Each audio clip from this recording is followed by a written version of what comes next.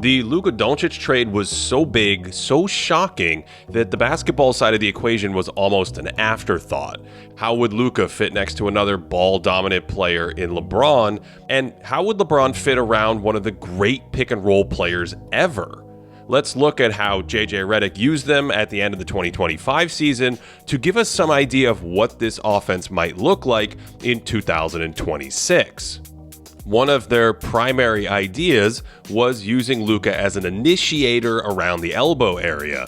We've talked about the Nuggets' pet play before, where Jokic catches it at the elbow while Jamal Murray sets a back screen, and there are a ton of options out of this action that are hard to guard. And Redick loves this action, so they'll have Luka catch it at the elbow and LeBron set the back screen for Austin Reeves, and oh man, Luka can make these insane passes to the entire floor, reading that the corner defender's pulled way over to help, so he Jokic's it to the corner for a clean look. LA's offensive stars are all extremely cerebral, so when the Grizzlies overplay one side of the screen here, Austin Reeves cuts the other way, Luka makes a beautiful pass, and Reeves instantly moves it to the corner, and that is lovely.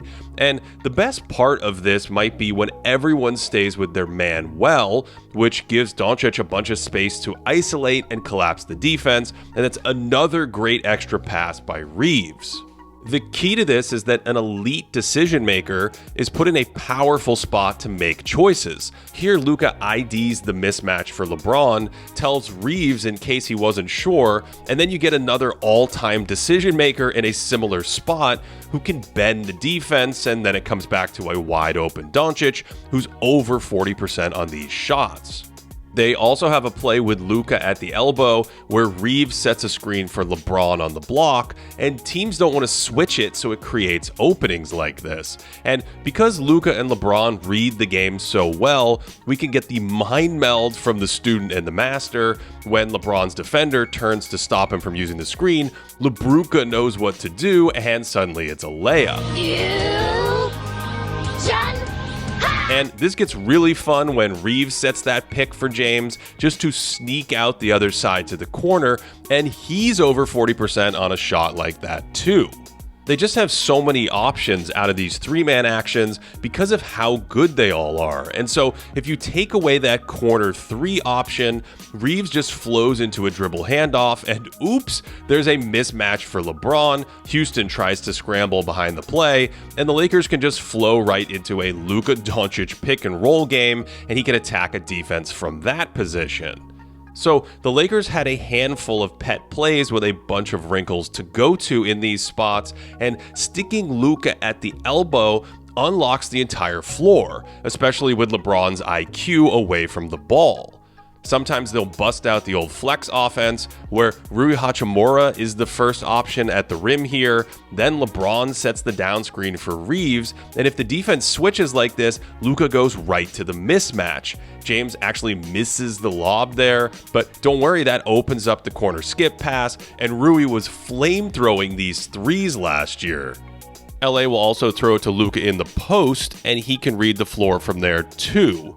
This action they run involves a nasty little back screen Reeves sets for LeBron, then he flies off a second screen up top where he can either shoot or attack if they overplay the lob. And this is a similar idea to putting him at the elbow, only when the court turns sideways, and if the defense doesn't send enough help, it's pretty easy for him to score. And of course, when he has a big size mismatch and the defense finally sends help, then Luka's gonna Luka. Oh, the NBA is back, and that means live games are here. And of course, SeatGeek is the app that lets us see any of these games that we want in person, like Slender Luka and the Lakers opening the season against the Warriors. Are we going to a game this season? I mean, one of us might be going, yeah. Well, I don't want to go alone. Anyway, let's see when Victor Wembanyama's coming to town, or Amen Thompson, or you can pretty much catch your favorite player. Oh boy, Asar Thompson. Don't forget Denny Avdia. I know, right? There are so many exciting players and teams this season, and SeatGeek has over 70,000 listed events from sports to concerts. Their tickets are rated from 1 to 10 and color-coded, so when you see the green dot, you know that's a good deal. You can preview the view from your seat, and of course, every ticket is backed by their buyer guarantee.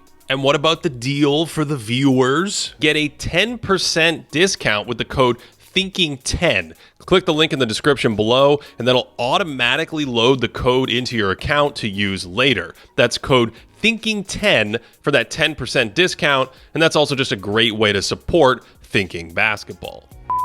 Their other 6'8" future Hall of Famer is deadly in the exact same spots. So when that back screen action is defended well, LeBron just slips it to the screener for the stuff.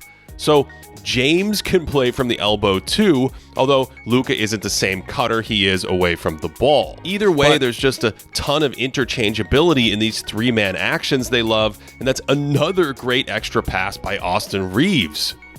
One of the reasons this works so well with Luka initiating is because James's cutting off ball is so good. He's still such an explosive finisher and an elite extra passer on the move. So LA maximizes their offense with him as a finisher in these spots because Reaves and especially Doncic can play make, but only LeBron can fly in from the outside like this. Look at this tight inbounds pass by Luka, where LeBron feels pressure so he sprays it out, and finally Reaves pops into a movement triple. And a minute later, they swing it over to Luka. He plays the pick and roll game with Reaves, who then ball fakes because he feels the L train coming down the tracks. That was yet another great extra pass by Austin, and he's not even the best extra passer on the team. LeBron's really good out of that short roll situation or just in dynamic situations as the ball's being swung around the perimeter. So if Reaves or Doncic find a mismatch in early offense, they can go to work and it's still a good shot or passing clinic to continue the advantage.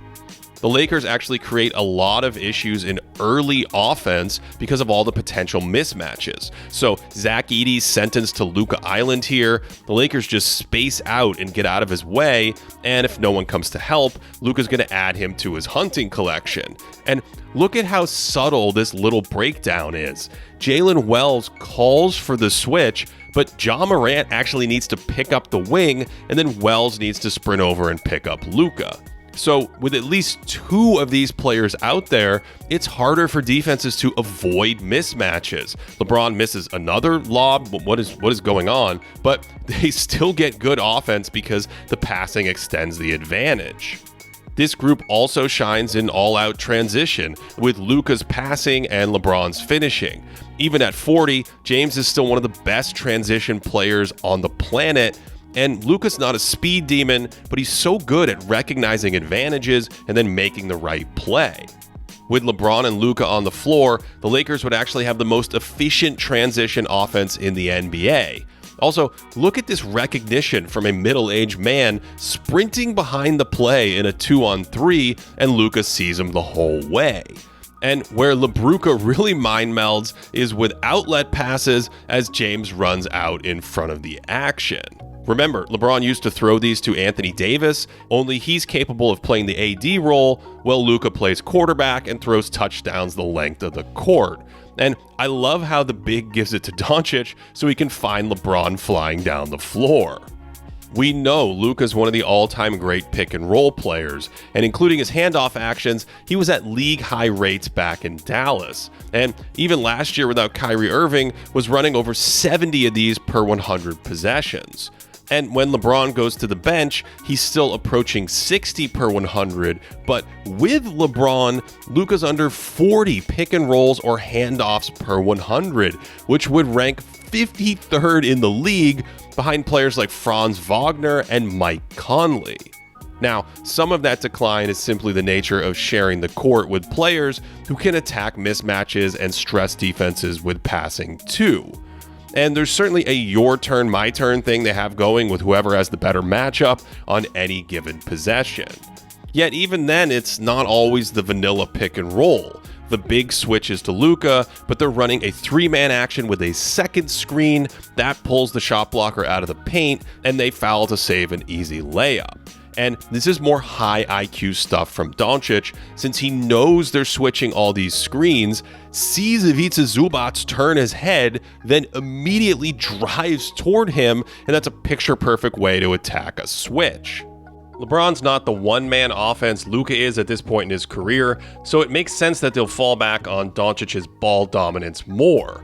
Luka's obviously not the cutter that LeBron is either, but if he's more active away from the ball this year, that brings an extra dimension to the offense when Reeves or James initiate actions.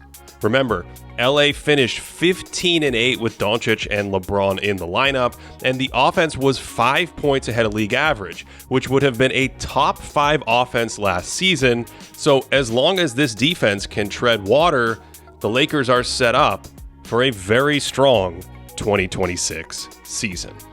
To support us, patreon.com/thinkingbasketball. We are back kicking off our coverage of the 2025-26 season for members. We will start spinning up those videos shortly as well. Thanks for all your support over the summer. Let us know in the comments what you want to see us cover to start this year. Thanks for watching, and as always, hope you're having a great day.